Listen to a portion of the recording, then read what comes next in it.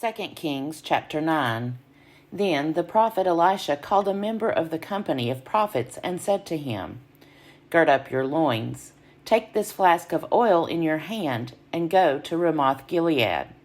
When you arrive, look there for Jehu, son of Jehoshaphat, son of Nimshi. Go in and get him to leave his companions, and take him into an inner chamber. Then take the flask of oil, pour it on his head, and say, 'Thus says the Lord, I anoint you king over Israel.'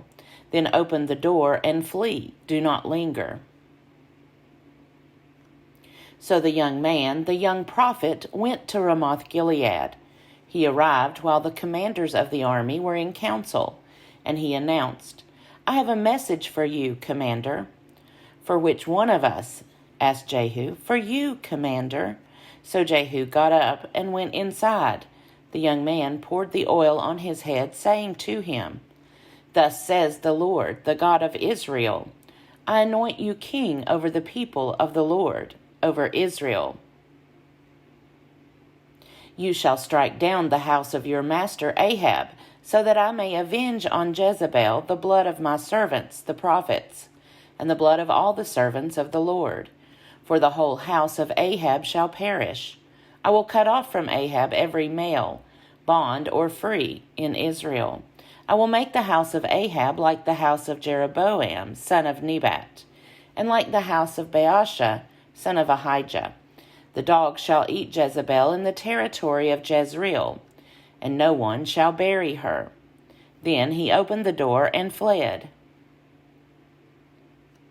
When Jehu came back to his master's officers, they said to him, "Is everything all right? Why did that madman come to you?" He answered them, "You know the sort and how they babble." They said, "Liar, come on, tell us." So he said, "This is just what he said to me. 'Thus says the Lord, I anoint you king over Israel.'" Then hurriedly they all took their cloaks and spread them for him on the bare steps. And they blew the trumpet and proclaimed, "Jehu is king." Thus Jehu, son of Jehoshaphat, son of Nimshi, conspired against Joram. Joram, with all Israel, had been on guard at Ramoth-Gilead against King Hazael of Aram. But King Joram had returned to be healed in Jezreel of the wounds that the Arameans had inflicted on him, when he fought against King Hazael of Aram. So Jehu said, "If this is your wish, then let no one slip out of the city to go and tell the news in Jezreel." Then Jehu mounted his chariot and went to Jezreel, where Joram was lying ill. King Ahaziah of Judah had come down to visit Joram. In Jezreel, the sentinel standing on the tower spied the company of Jehu arriving, and said, "I see a company." Joram said, "Take a horseman, send him to meet them, and let him say, 'Is it peace?'" So the horseman went to meet him. He said, "Thus says the king, 'Is it peace?'" Jehu responded, "What have you to do with peace? Fall in behind me." The sentinel reported, saying, "The messenger reached them, but he is not coming back." Then he sent out a second horseman, who came to them and said, "Thus says the king, 'Is it peace?'" Jehu answered, "What have you to do with peace? Fall in behind me." Again the sentinel reported, "He reached them, but he is not coming back. It looks like the driving of Jehu, son of Nimshi, for he drives like a maniac." Joram said, "Get ready," and they got his chariot ready.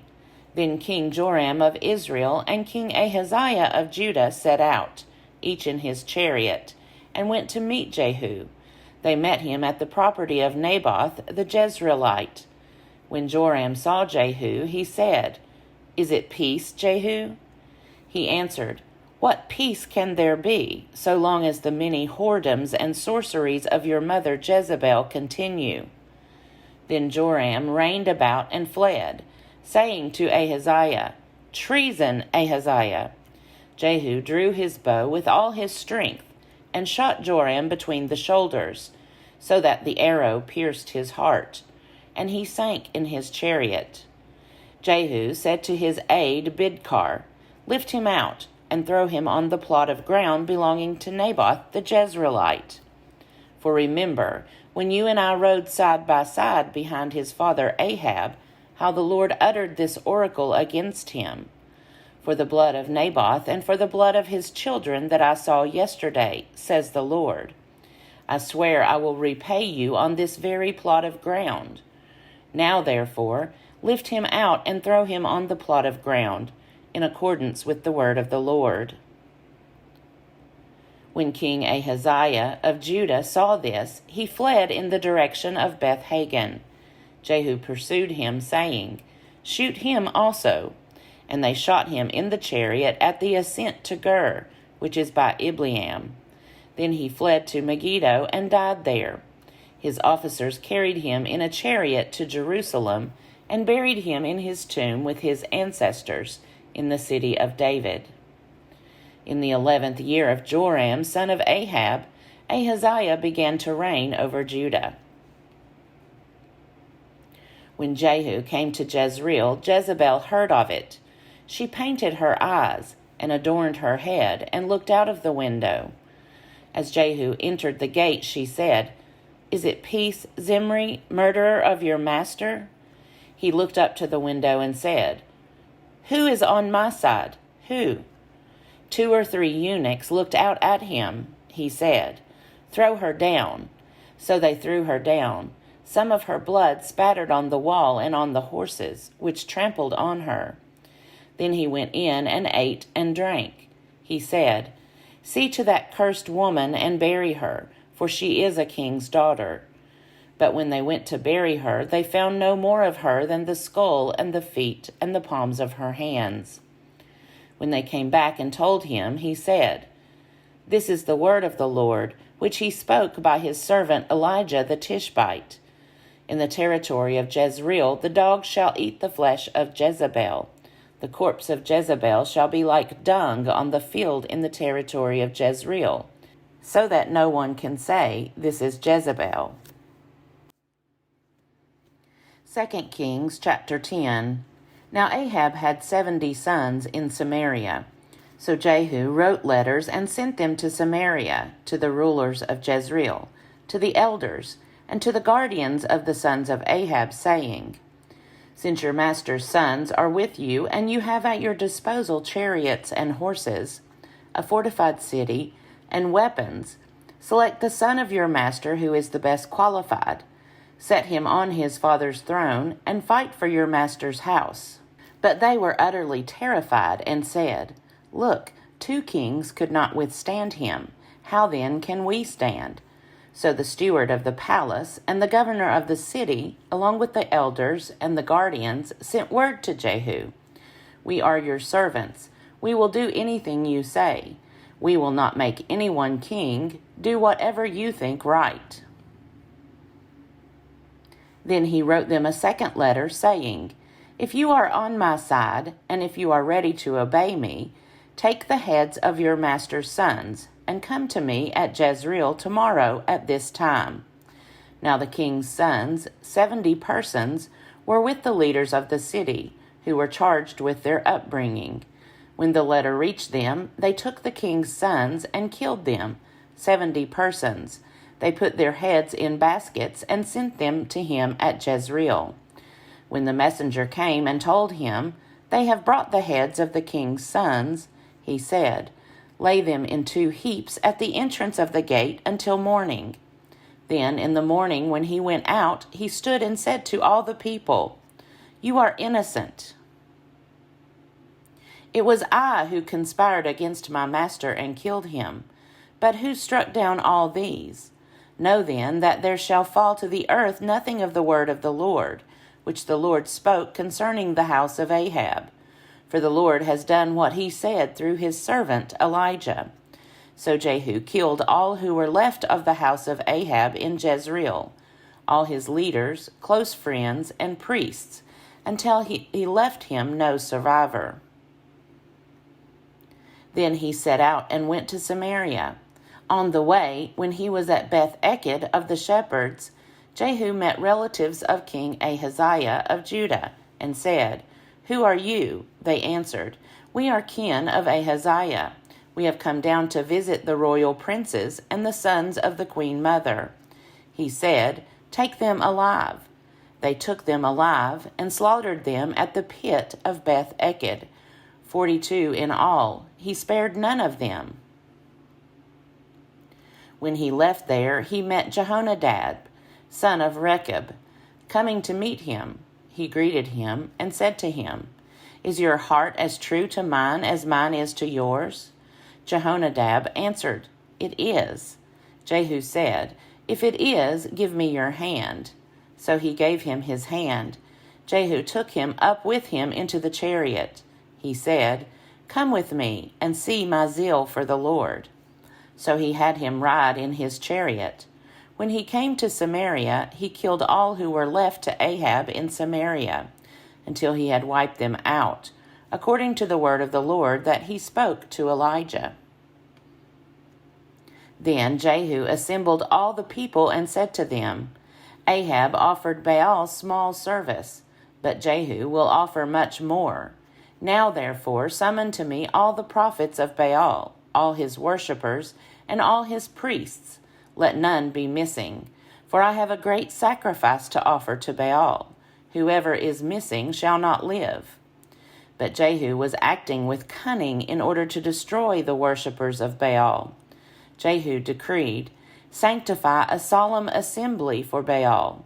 So they proclaimed it. Jehu sent word throughout all Israel.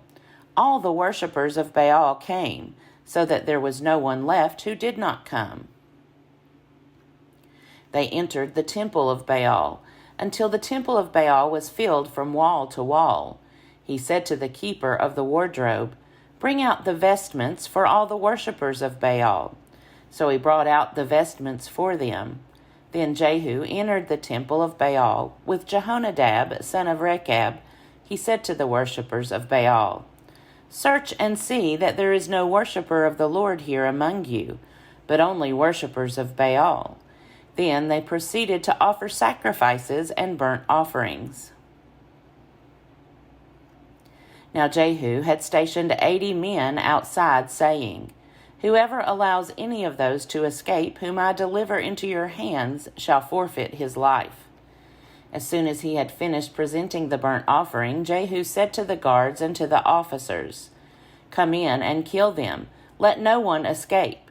So they put them to the sword. The guards and the officers threw them out, and then went into the citadel of the temple of Baal. They brought out the pillar that was in the temple of Baal, and burned it. Then they demolished the pillar of Baal, and destroyed the temple of Baal, and made it a latrine to this day. Thus Jehu wiped out Baal from Israel. But Jehu did not turn aside from the sins of Jeroboam, son of Nebat, which he caused Israel to commit, the golden calves that were in Bethel and in Dan. The Lord said to Jehu, "Because you have done well in carrying out what I consider right, and in accordance with all that was in my heart, have dealt with the house of Ahab, your sons of the 4th generation shall sit on the throne of Israel." But Jehu was not careful to follow the law of the Lord, the God of Israel, with all his heart. He did not turn from the sins of Jeroboam, which he caused Israel to commit. In those days, the Lord began to trim off parts of Israel. Hazael defeated them throughout the territory of Israel, from the Jordan eastward, all the land of Gilead, the Gadites, the Reubenites, and the Manassites, from Aroer, which is by the Wadi Arnon, that is, Gilead and Bashan. Now the rest of the acts of Jehu, all that he did, and all his power, are they not written in the book of the annals of the kings of Israel? So Jehu slept with his ancestors, and they buried him in Samaria. His son Jehoahaz succeeded him. The time that Jehu reigned over Israel in Samaria was 28 years. 2 Kings chapter 11. Now when Athaliah Ahaziah's mother, saw that her son was dead, she set about to destroy all the royal family. But Jehosheba, King Joram's daughter, Ahaziah's sister, took Joash, son of Ahaziah, and stole him away from among the king's children who were about to be killed. She put him and his nurse in a bedroom. Thus she hid him from Athaliah, so that he was not killed. He remained with her 6 years, hidden in the house of the Lord, while Athaliah reigned over the land.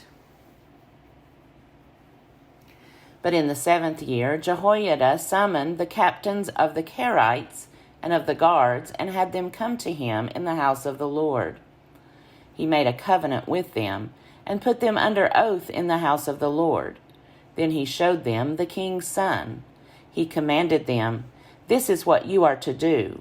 1/3 of you, those who go off duty on the Sabbath and guard the king's house, another third being at the gate Sur, and a third at the gate beyond the guards, shall guard the palace, and your 2 divisions that come on duty in force on the Sabbath, and guard the house of the Lord, shall surround the king, each with weapons in hand, and whoever approaches the ranks is to be killed.